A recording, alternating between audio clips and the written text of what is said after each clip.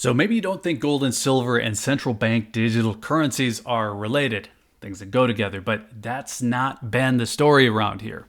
People like you to be afraid of weird things, so we're going to drop some big facts on the topic and try to flush out some of the weird.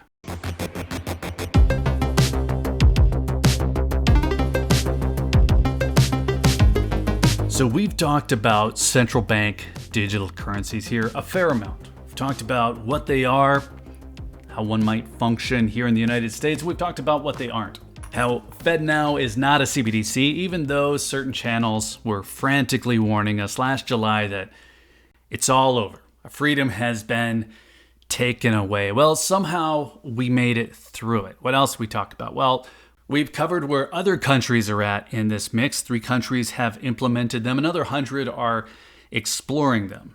And that includes the United States. The Atlantic Council says that the United States is in development, but we've also talked about the need for congressional approval. And that makes this next bit of information interesting, at least. Maybe you saw the House of Representatives just voted to ban the Federal Reserve from creating the digital dollar. And that bill has to go on to the Senate, has to survive a presidential veto, but it's a good example of what we've talked about here. The United States is not on the verge of a CBDC rollout, and I'm going to tell you why that's important. Before we get back to it, if you're looking for gold and silver, hit up SD Bullion. New customers can even get gold and silver for spot. That's sdbullion.com/new. So the line that people seem to be using is that a CBDC is coming, so get your money outside the system right now. That's the line, at least, if you were to go back to this source. Sources, of course, are going to be selling you metals. Now, the hype chorus is usually more just about the fear. The government is coming for your monies, so get it out of the banks, bury it in the rose garden. And look, a little bit of that makes perfect sense to me. Have a backup, but my point in making this video is just to clear up a few things on the overall message.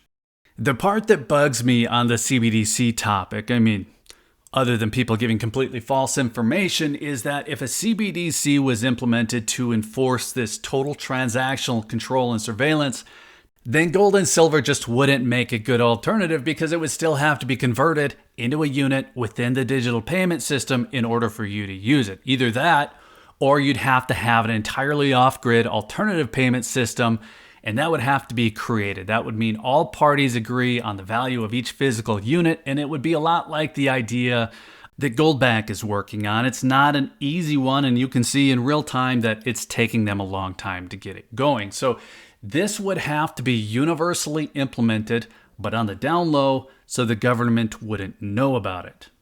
Now, regardless of whether or not you see a path to a wide-scale barter system, the idea that people are promoting here, just get your money out of the banking system, get it into gold and silver, and do it quickly because the CBDC is here, well, that would significantly impact your liquidity. And what do I mean by that? Well, if you blow a tire, if your furnace breaks, if your kid needs a loan, in 99% of the cases that you're going to run into like that, you will need to convert your gold or silver savings back into a cash equivalent in order to be able to use them. And in the case of a wide-scale CBDC, that equivalent would be the digital dollar. So getting your money out of the digital dollar system and only to put it back in, it really wouldn't fix much. So the plan people seem to be promoting is a little bit like what Goldback is up to, but at a much, much larger scale, and it becomes a solution to a problem that doesn't actually exist. Now, I think it makes a lot of sense to save with gold. Let's just be clear about that part. Silver too, but to a lesser extent. But this is not to pay for a blown tire or broken furnace or to give my kids a loan. I'm not really sure why I came up with that one. That's an example I haven't run into yet, but converting dollars to gold has just been a really good way for me to save. It keeps me motivated. I get the same hit from buying a gold coin that I might get for buying something else that's shiny, something I don't need, and the gold doesn't depreciate. So the part of the hype that I just don't like is that if you get caught up in that fear message, get your money out of the banks quick because a CBDC is coming, but then you think through the eventual need to use that money, well, you'll get caught up in a catch-22. There's just no way to get your money out of a system if you need that system to buy your thing. So all this really does is tell people gold and silver have terrible liquidity. Pull it out fast, but then don't expect to be able to use it. Ever. It just really makes no sense.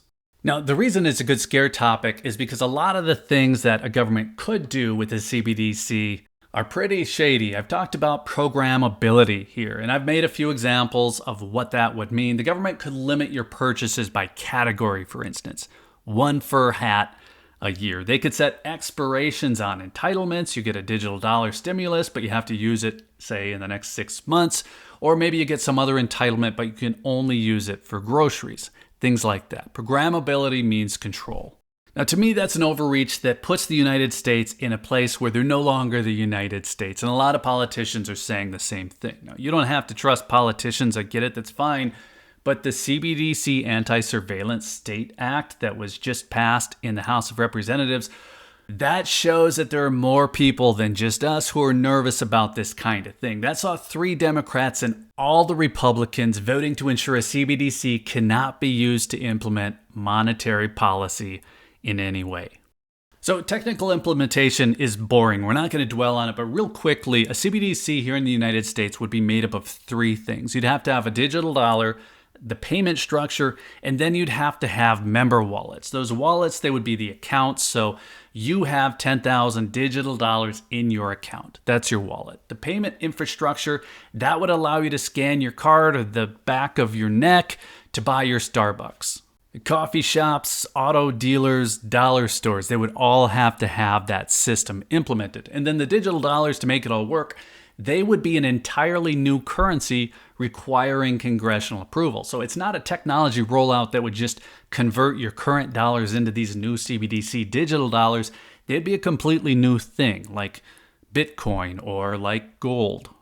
So my point there is that you would have lines of warning before you'd ever be sucked into a system like this. Now, people are going to compare vaccination requirements to a possible CBDC rollout. You can't get on a plane unless you've been vaccinated. You can't eat at a restaurant unless you've had a booster. So yeah, there is a precedent for things that we hadn't previously expected.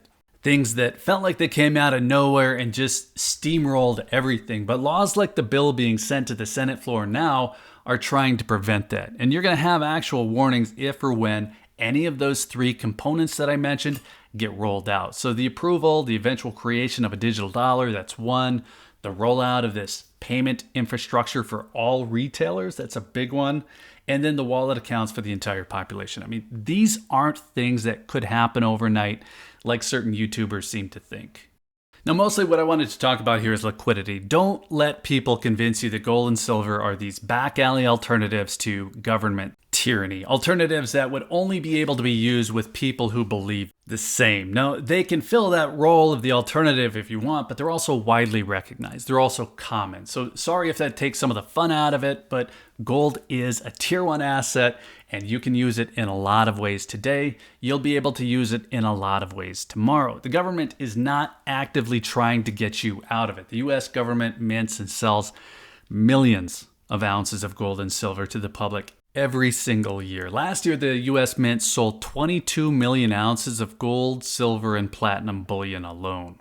So there's some weird hype in the metals community. Most of it is just there to drive views, get you scared, get you watching their videos. Now, I would rather put out a message about the positives of saving with metals rather than try to scare anyone into buying something with limited liquidity. That's something that's top of mind for me, something I'm going to have to come back to more, but I'm just going to say the reason that I think that it's important to buy certain things, certain types of gold, certain types of silver, is because if you want to get the value back out, you're going to need to be able to convert it back to your local currency, at least in 99% of the use cases. Now, these American gold eagles here, they might not be the prettiest gold coins on the market. The buffaloes, well, maybe they are, but these are the most liquid.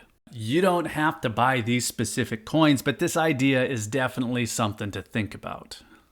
And it's a whole new topic. So let's call it good there. Let us know if you think about these things. Buying gold on somebody's warning of digital tomfoolery or tyranny, or if you're buying it for more traditional reasons. Maybe it's both. Let us know. And then while you're in the comments, be sure to hit that like button if you found any of this interesting. Be sure you're subscribed with notifications turned on if you want to hear more on the topic. And if you're still here, thanks again for watching. I always appreciate your time. Take care.